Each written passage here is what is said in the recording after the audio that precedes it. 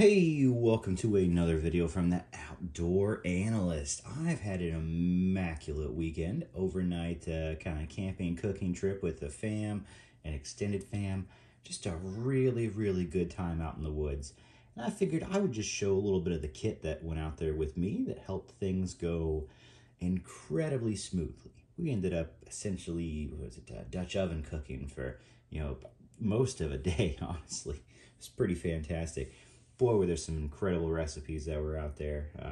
Multiple crazy old school bean recipes, and then really the old school way of cooking a full chicken, which was so tender and scrumptious after that Dutch oven cooking. If you've never done Dutch oven cooking, you need a lot of coals, and you need them on top of your oven and below. It kind of goes all on a wonderful setup. It is scrumptious, and I'd say these tools kept the fire going, got the fire started. It was just an awesome weekend. So what do you need? Well, I figured I'd just kind of go over, one, how my Liam Hoffman hatchet went. This was the first real outing of splitting stuff all day long, little kindling, keeping those coals nice and hot for the ovens. And I gotta say, it did exactly what I wanted. This profile absolutely rocked for splitting wood, one-handed all the time. Now, I am slightly worried because the Liam Hoffman has this cool aesthetic and where it has, all this wood way up top. You may see that after splitting crazy amounts of wood, we ended up with a chip up here. I'm not super worried right now, but it's something to keep in mind. Where is this going to go for the future? Oh, no, it's not really focusing, is it? But that's okay. There we go. There's a pretty big chip in there. I think that's just because this sits so proud, whereas most hatchets and axes don't. This was splitting tons of wood, lots of stringy maple, stringy oak, pretty much all day long, keeping the fire rocking, because we had lots of good food. So there's something a little worried about that. I'm going to linseed oil this up again. It's got some lovely dirt and grit and sap all over it now. How did the edge hold up? Fantastically. This thing is still hair popping sharp. I put it on a strop for a couple seconds. Fantastically sharp. No chipping. No issues there whatsoever. I think I may have even hit the ground once or twice. It happens. And yeah, honestly, fantastic so far, except, just a little worried about how proud this is. Will it make a difference? Not really sure. We'll see where that goes. It might just be fine. Maybe no issues whatsoever. But we'll keep an eye on that over the years. I brought out a wonderful Gem Coffee, and I'll go over this knife in detail in the future. This is Gem Coffee Hunter, and it is, honestly, this was a great food prepping, awesome camp knife. I think as far as like a hunting profile, I prefer it to be a little more drop, just in my own preferences. It's a little pointy out here, but man, for a camp knife, this was awesome for feather sticking. It's very ergonomic. It's a little thinner than my other Gem Coffee by quite a bit. It's also a lot lighter.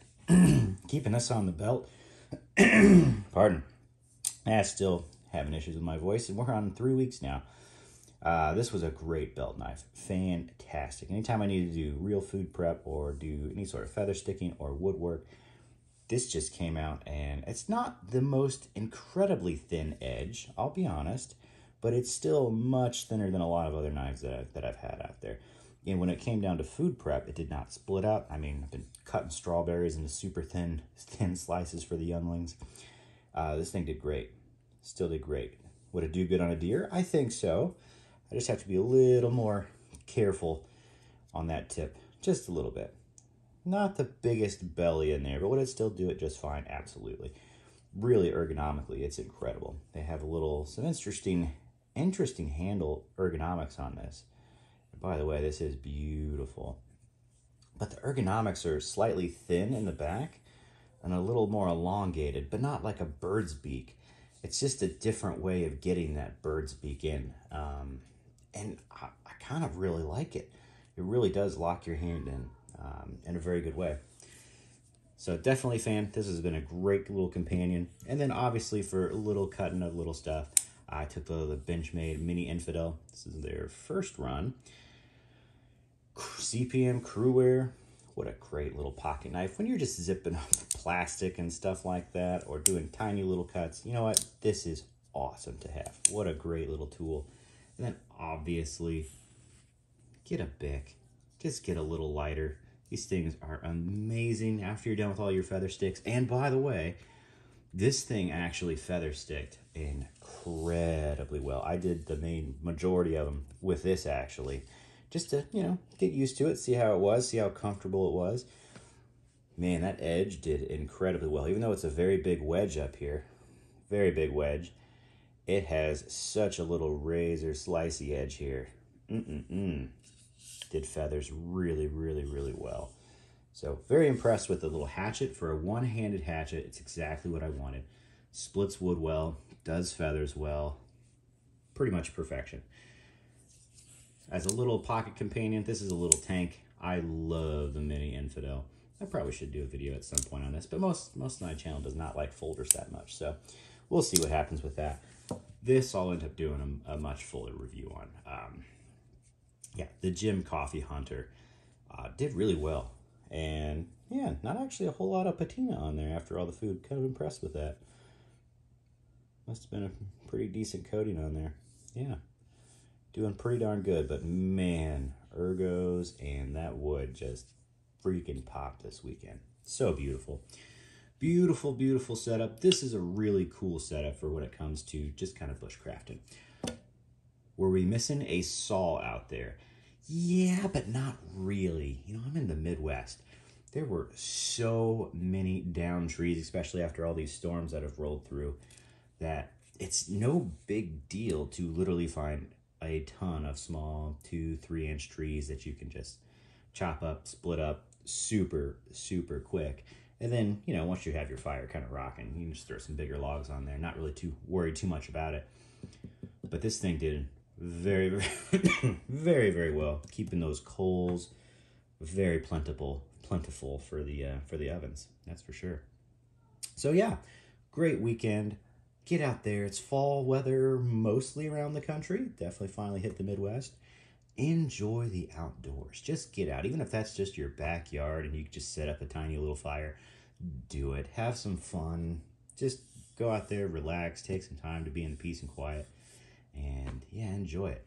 My next plan is to linseed oil this again. This is going to be the 4th linseed oiling, and that'll take care of the majority of it. And then I'll probably hit it every few months after that. But it is coming into its own, especially after getting some good work done this weekend. I've just been impressed by this thing. Impressed. The geometry, incredible. The ergonomics of this thing, man, really, really, really good in the hand. It fits amazingly well. Absolutely love it. All right. Well, I know this was a little different than my normal videos.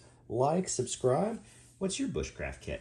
Is this a good fit for you? Do you have different preferences on pocket knives? Do you like to go with a hatchet? Do you have to have a saw where you're at? Do you like to do a little bit of bushcrafting and food prep with your camp knife? What's your favorite camp knife? This is slowly becoming mine. Goodness gracious, this thing's beautiful. But yeah, what a fun little weekend I had. I hope you have a fantastic weekend yourself, and get out there and have some adventures, playing with the family. It's always a good time. All right. Well, like, subscribe, and I will catch you on the next one.